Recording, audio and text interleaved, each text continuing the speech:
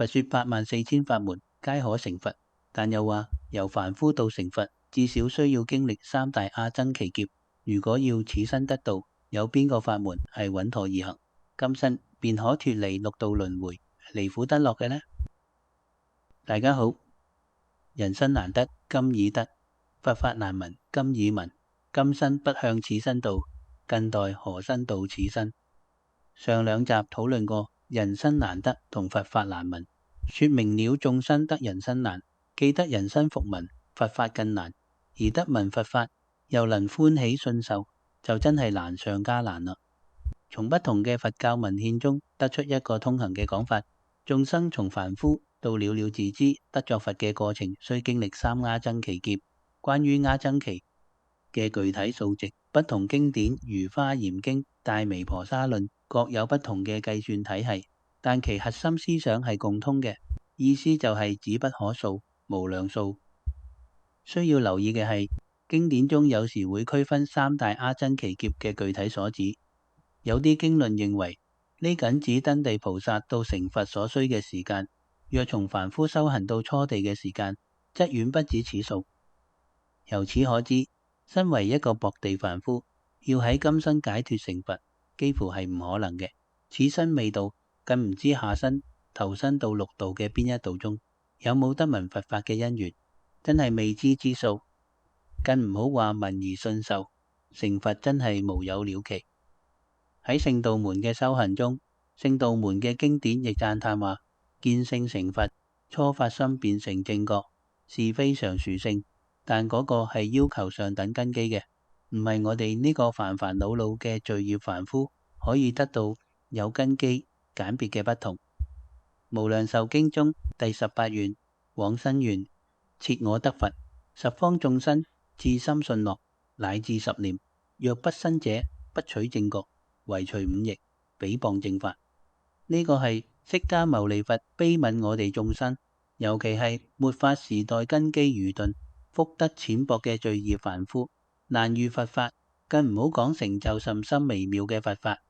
所以專門為十方一切眾生講說易行之法，能令一切眾生倚仗阿彌陀佛嘅廣大願力，憑一句南無阿彌陀佛，以阿彌陀佛嘅無量功德而離苦得樂，往生西方極樂世界，成就此生得道嘅大願。淨土門嘅利益尤其體現喺拯救下劣凡夫，使速得成佛。因為一切大乘佛法都係以成佛為目標嘅。通途聖道法門嘅修行，雖然亦有頓教同漸教之別。漸教三大阿僧祇劫，頓教亦都話佢好快，但係頓教係要圓頓根基，上乘嘅根基先能得到呢個利益。冇話五逆謗法、造罪凡夫或業種子呢一般嘅罪惡生死，凡夫可以頓悟成佛係不存在嘅。而且聖道法門當中講一生成佛，講得最圓滿嘅就係普賢行願品。十大願王仲要道歸極樂。法華經龍女成佛就係龍女一個人，呢個係大菩薩示現。淨土法門係凡夫一生成佛，呢個係其他法門冇嘅。所以道綽大師就講，當今末法現是五濁惡世，唯有淨土一門可通入路，三界火宅唯有淨土一門可通入。你睇我哋淨土門嘅祖師都講得好懇切，咁樣嘅話眾生先至能夠順呢道門出嚟。所以道綽大師就話，良由不得二種聖法以排生死，其聖道一種今時難證，已經關閉咗，唯有淨土一門可通入路。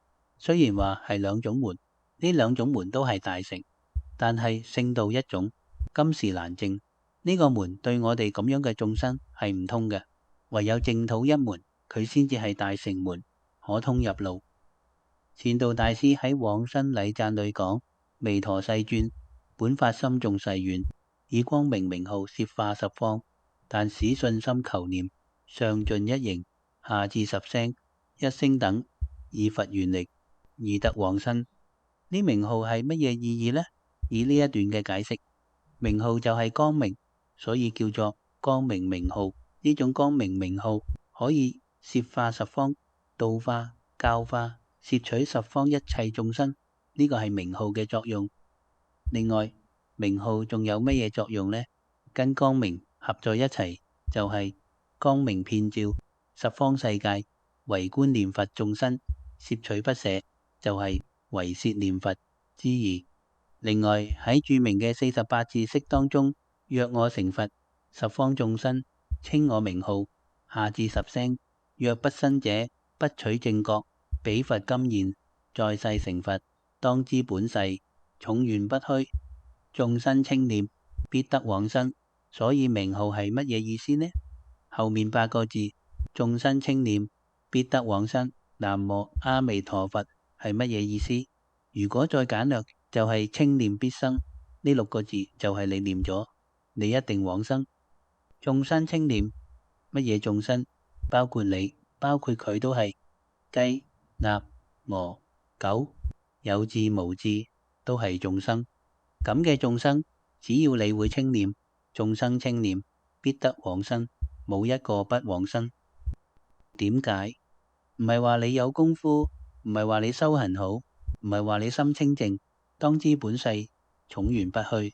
阿彌陀佛冇呃你，佢冇虛假，咁你眾生稱念就必得往生。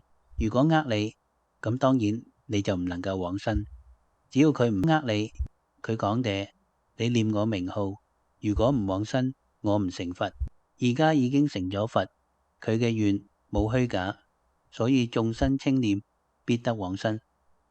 印光大師亦都話：九界眾生離此法，上不能完成佛道；十方諸佛捨此法，下不能普利群萌。亦係講呢一度入不二法門，呢個6字名號就係不二法門。不二法門就係南無阿彌陀佛救度，所以不二法門就係平等。如果我哋念佛念新西方，自己把阿彌陀佛嘅不二法門一定要分成善嘅才能往生，惡嘅不能往生。呢個顯然成為咗兩片，就有善惡分別，所以好似咁樣就不能明信佛智。入不二法門要有智慧，所以大家真想能今生度此生。淨土中嘅念佛法門提供咗一個快捷穩妥嘅門徑。人生無常，生死迅速，你而家得遇呢個法門，應當視之如寶，信願具足，老實念佛，將往生淨土視為今生唯一目標。感謝大家睇到最後。